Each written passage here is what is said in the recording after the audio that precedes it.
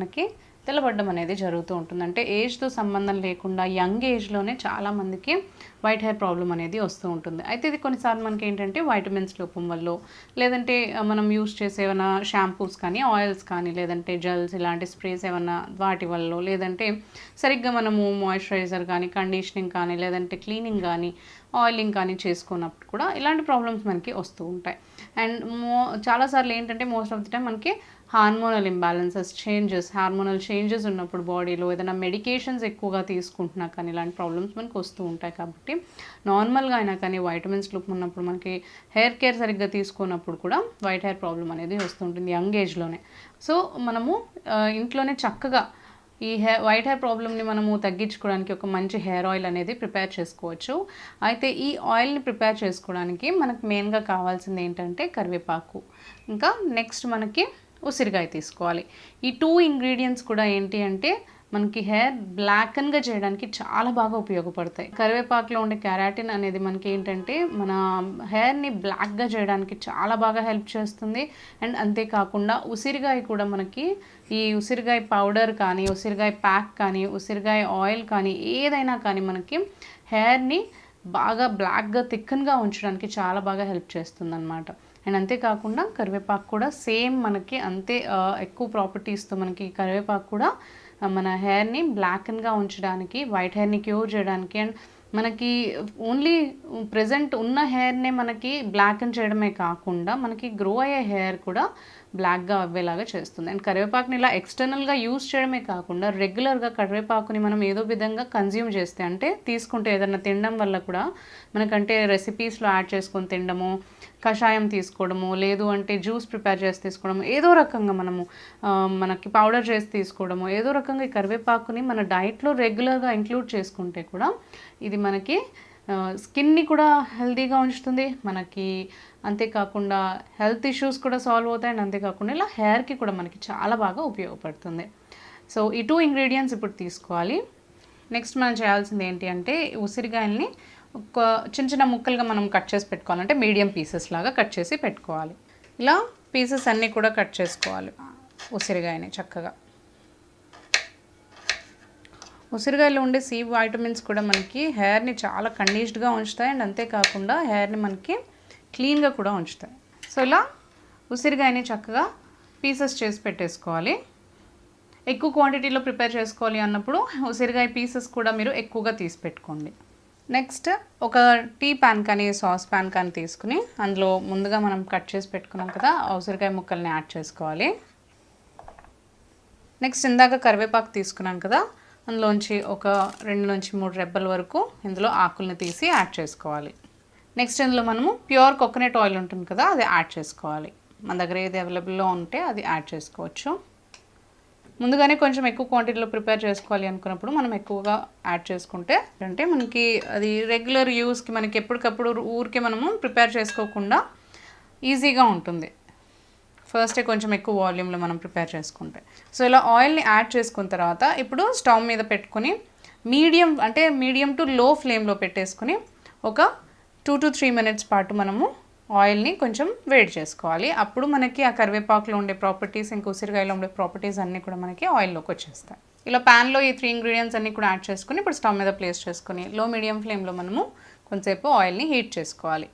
కరివేపాకు ఇంకా ఈ ఉసిరికాయ రెండు కూడా ఎక్కువగా మనకి మాడకూడదు, జస్ట్ కొంచెం మనకి బ్రౌన్ షేడ్ వస్తే సరిపోతుంది.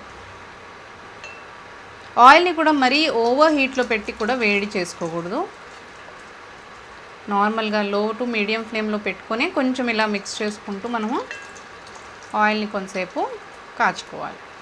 ఇలా చేయడం ద్వారా ఏంటంటే మనకి ఎక్కువగా ఈ కరివేపాకు కానీ ఉసిరికాయ కానీ ఇవన్నీ కూడా మనకి చాలా బాగా హెయిర్ని బ్లాక్గా చేయడానికి హెల్ప్ చేస్తాయి. కాబట్టి ఈ ఆయిల్ రెగ్యులర్గా యూజ్ చేస్తే మనకి చాలా మంచి రిజల్ట్ అనేది ఉంటుంది. ఈ 2 ఇంగ్రీడియంట్స్ కూడా చక్కగా ఇలా బాయిల్ చేసుకోవాలి ఆయిల్లో. ఫస్ట్ మనం ప్రిపేర్ చేసి పెట్టుకుంటే హెయిర్ ఆయిలింగ్ చేసుకోవాలనుకున్నప్పుడల్లా మనం ఇది యూజ్ చేసుకోవచ్చు. మనకి ఈ కరివేపాకు యాడ్ చేయడం వల్ల కూడా హెయిర్కి మంచి కండిషనింగ్తో పాటు చాలా మంచి స్మెల్ కూడా ఉంటుంది. ఎందుకంటే కరివేపాకులో మనకి అంత మంచి స్మెల్ ఉంటుంది కాబట్టి మనకి ఆయిల్ అప్లై చేసుకున్నప్పుడు కూడా చాలా మంచి స్మెల్ అనేది మనకు ఉంటుంది. అండ్ ఇది ఓన్లీ మనకి వైట్ హెయిర్ని క్యూర్ చేయడమే కాకుండా చాలా బాగా హెయిర్ని కండిషనింగ్ చేయడంతో పాటు హెయిర్ మనకి పెరగడానికి కూడా చాలా బాగా ఉపయోగపడుతుంది. ఈ కోకోనట్ ఆయిల్ మనకి అందరికీ తెలిసిందే, మనకి హెయిర్ గ్రో అవ్వడానికి, హెయిర్ పెరగడానికి బాగా ఉపయోగపడుతుంది. అండ్ అంతేకాకుండా ఈ కరివేపాకు మనకి ఫాస్ట్ హెయిర్ గ్రోత్కి చాలా బాగా పనిచేస్తుంది. సో ఇలా కొంచెం మనం వేడి చేసేసుకున్నాం కదా, ఇప్పుడు స్టవ్ ఆఫ్ చేసేసుకోవాలి. సో మనకి ఎక్కువగా మాడకుండా ఇలా బ్రౌనిష్గా వచ్చేంత వరకు కాచుకొని తీసేసుకుని ఇప్పుడు ఈ ఆయిల్ని స్ట్రెయిన్ చేసుకుని ఒక బాటిల్లోకి మనము కంటైనర్లోకి స్టోర్ చేసేసుకోవచ్చు.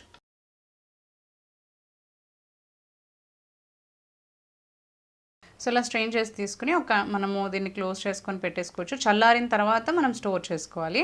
సో రెగ్యులర్గా యూస్ చేసుకోవడానికి ఇంకా మనకి ఆయిల్ అనేది రెడీగా ఉంటుంది.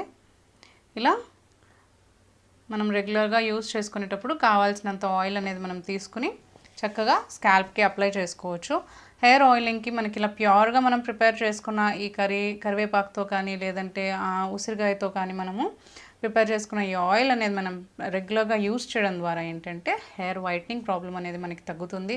హెయిర్ మనకి ఎక్కువగా వాల్యూమ్ పెరుగుతుంది, అంటే థిక్గా పెరుగుతుంది, మనకి బ్లాక్గా పెరుగుతుంది. అండ్ అంతేకాకుండా డాండ్రఫ్ కూడా లేకుండా, అంటే ఈ ఉసిరికాయలో వైటమిన్ సి ఉంటుంది కాబట్టి డాండ్రఫ్ కూడా క్లియర్ అవుతుంది, మీకు మంచి కండిషనింగ్గా ఉంటుంది. హెయిర్ ప్రాబ్లమ్స్ అన్నీ కూడా మనకి క్యూర్ చేసుకోవడానికి చాలా బాగా ఉపయోగపడుతుంది ఈ హెయిర్ ఆయిల్. మనకి నార్మల్గా హర్బల్ ఆయిల్స్ మనకి బయట ప్రిపేర్ చేసుకుని తీసుకున్నా కానీ ప్రిజర్వేటివ్స్ కానీ మనం యాడ్ చేయడం ద్వారా మనకి సైడ్ ఎఫెక్ట్స్ ఉండే అవకాశం ఉంటుంది. కాబట్టి ఇంట్లోనే మనం చక్కగా, మనకి ఇప్పుడు ఎలాగో ఉసిరికాయల సీజన్ కాబట్టి మనకి అవైలబుల్లో ఉంటాయి. సో చక్కగా తీసుకుని ఇలా ఇంట్లోనే మనం హెయిర్ ఆయిల్ని ప్రిపేర్ చేసుకుని కనుక అప్లై చేసుకుంటే చాలా బాగా మీకు ఈ వైట్ హెయిర్ ప్రాబ్లం అనేది తగ్గుతుంది. అండ్ హెయిర్ కూడా మనకి వాల్యూమ్ అనేది పెరగడానికి బాగా హెల్ప్ అవుతుంది. మనము కామన్గా చాలా మందిలో చూసే ప్రాబ్లం ఏంటి అంటే వైట్ హెయిర్ అనేది యంగ్ ఏజ్లోనే రావడం, అంటే ప్రీమెచ్యూర్ గ్రేయింగ్ ఆఫ్ హెయిర్ అని అంటారు. అంటే మనకి వయసు పైబడినప్పుడు వచ్చే వైట్ హెయిర్ కంటే కూడా ఇప్పుడు చిన్నపిల్లల్లోనూ లేదంటే నార్మల్గా టీనేజర్స్లోనూ పెద్దవాళ్ళలోనూ కూడా యంగ్ ఏజ్లోనే వైట్ హెయిర్ అనేది వస్తూ ఉంటుంది కదా. ఇప్పుడు ఒక రెమెడీ చూద్దాము. అయితే ఫస్ట్ మనము ఇక్కడ తీసుకోవాల్సిన ఇంగ్రీడియంట్స్ చూద్దాము. మనము ఫ్రెష్గా వాష్ చేసి పెట్టుకున్న కరివేపాకు ఆకుల్ని తీసుకోవాలి. నెక్స్ట్ మనము వాడే కొబ్బరి నూనె తీసుకోవాలి. కొబ్బరి నూనె లేకపోయినా కానీ మీరు ఏదైతే ఆయిల్ వాడుతూ ఉంటారో రెగ్యులర్గా అది తీసుకోవచ్చు. కాకపోతే కొబ్బరి నూనె, ఆలివ్ ఆయిల్ ఇవి ఎక్కువగా మనకి వర్క్ చేస్తాయి అన్నమాట ఈ రెమెడీ కోసం. అయితే ఈ రెండు ఇంగ్రీడియంట్స్ తీసుకున్న తర్వాత ఇప్పుడు ఒక మ్యాషింగ్ పాట్లో మనము కొన్ని కరివేపాకు ఆకుల్ని యాడ్ చేసేసుకొని వీటిని కొంచెం నీట్గా దంచుకోవాలి.